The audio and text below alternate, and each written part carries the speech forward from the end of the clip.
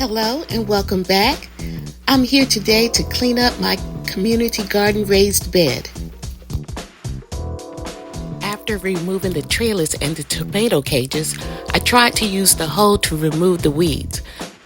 The weeds were so tall that the hoe just got tangled up in it. So I tried to pull all that I could with my hand. I realized that the cinder blocks are stacked on top of each other. I quickly realized that it was easier to tilt over the top cinder block and just dig out the weeds from the bottom cinder block.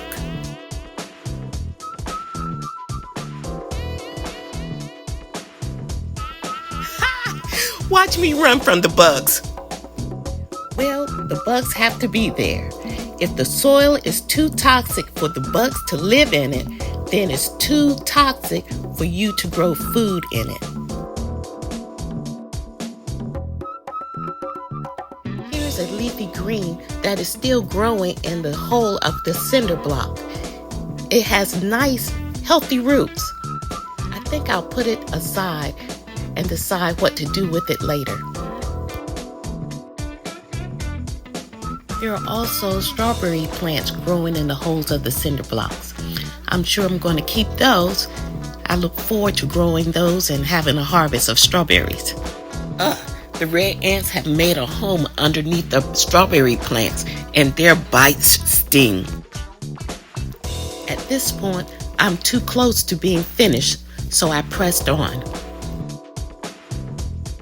What's growing between the holes of the cinder blocks is not just weeds, it's grass. I believe it's Bermuda grass. I have to come up with a preventive solution for that. Bermuda grass can take over that whole bed quickly. I see some gardeners using landscape fabric while others are using cardboard. Maybe I'll use a mixture of the two.